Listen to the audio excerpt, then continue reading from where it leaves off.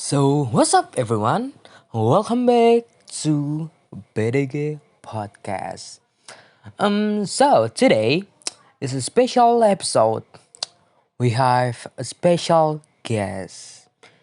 He is one of the most popular psychiatrists in Indonesia. And please welcome Michael Sembiring. Hello, good afternoon, everyone. By the way, you can call me Mike or KS Bums. Oh, okay. And Mike, how is your day? I'm feeling good and excited, especially today I got invited to this podcast. Wow, I'm feeling honored. Thank you. And now, without any chit chat, let's start our podcast. My first question is it hard to be a psychiatrist? It's kind of hard because I have to choose my words wisely to speak comfortably with the patient so that no one is offended. And also, if the patient already has a severe mental disorder, then it will be difficult to persuade him and get him back on the right path. Wow, that's kind of complicated. But do you love your job? Of course I do. I like to communicate with each other and hear about people's stories and experience. So it gives me more knowledge and I like to provide solutions regarding matters related to life. Oh, so you're happy with your job? Yes, of course. When you have a job, you must be responsible for that job and believe that it can make you happy. And I will ask the same question. Do you happy with your job? Yes, of course. Interrogating someone and pressuring them is one of the reasons why I do this podcast. Just kidding. By the way, what is the most interesting case in your work? I already wait for this question. I have some people afraid for their own life. Huh? Why? Can you tell me more? He got trauma from his family. They are violent, my passion. And then, what do you do? Since he became distrustful of family, I could only try to slowly become friends who were like family. For now, he started to blend in well again. I thought you were just giving advice. It turns out that you're also involved in lives of patients so that they can live better. I salute you. But did you have another case? I have the most interesting case. So in my case, I get a woman to get trauma because his husband get a death penalty. How did it happen? What has that man done? So the background is his husband killed one family of his boss. Huh? How that's become possible? The husband felt uncomfortable at work because he was made a joke by his boss. The husband felt uncomfortable at work. His boss made fun of him. Due to his unbearable annoyance, he didn't take it for granted. So one night he slaughtered the whole family with just a knife and burned all the wealth that belonged to his boss. It was at this time that his health began to suffer. He started running away from home and started slaughtering people indiscriminately. Was it because of that incident? Many of the victims' families were demanding accountability and sentenced their husband to death. Yep, that's right. Therefore, the court decided to give the death penalty. And did you know what happened with his family? His wife and children did not want to leave the house because of the trauma and could not believe what their husband or father had done. They are still in shock until now. Whoa, wait. Because of this incident, I immediately had a question. Go ahead, what it is?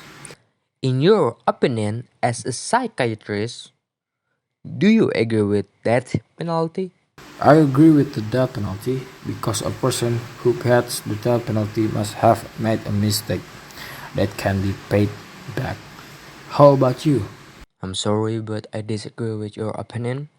I mean, if someone gets the death penalty, the mistake that have been made will actually not go away and still have an impact.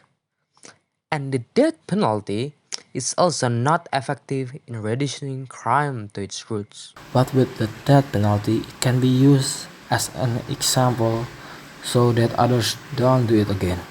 If we look at human rights, if you carry out the death penalty, then it has made us violate human rights. Because in human rights itself, it is forbidden to take someone's life. So, in terms of human rights, the death penalty is prohibited. And now, what is your opinion? The death penalty applies in our country and is written in Article 10 of KUHP, and it is true that if the death penalty is imposed, then we will negate the human rights of the criminal, but at the same time, we uphold the human rights of the victims involved in the crime, and the number of victims is more than the number of criminals. So it makes a lot of positive impacts, such as opening others people's mind.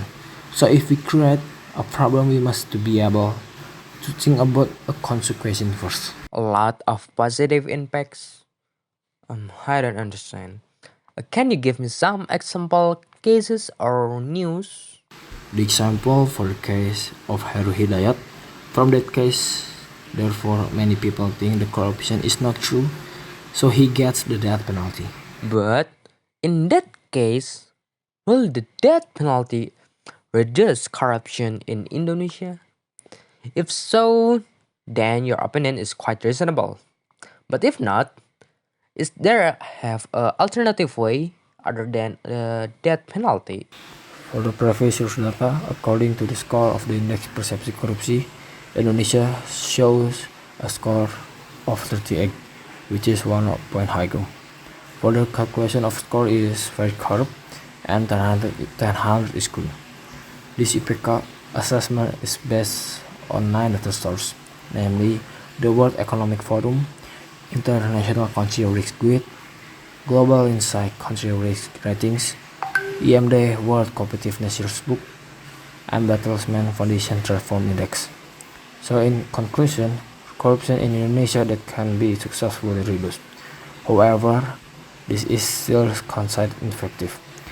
If there must be another alternative, then life imprisonment and confiscation of all the wealth of the perpetrator is one of the best alternatives, so that the criminal is deterred.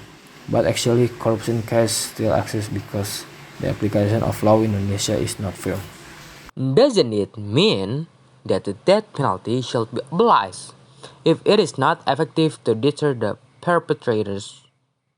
And according to the data that I got, the death penalty for drug dealers has been applied.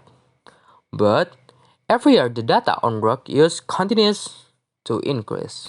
Well, like I said before, law enforcement in Indonesia is still not firm, so that the criminals do not feel afraid and deterred, because they believe if they commit a crime, they only get a life sentence compared to their actions.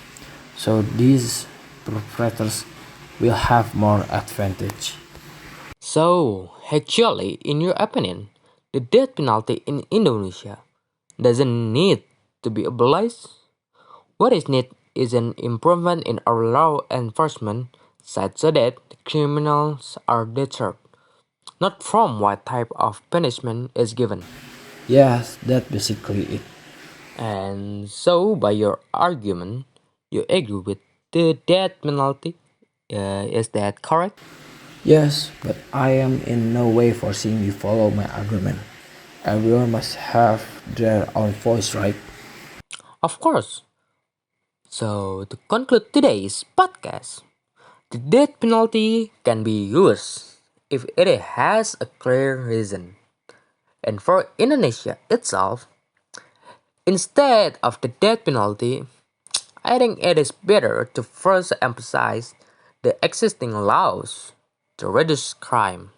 I think that's all for our podcast. It's been a pleasure talking to you, Mike.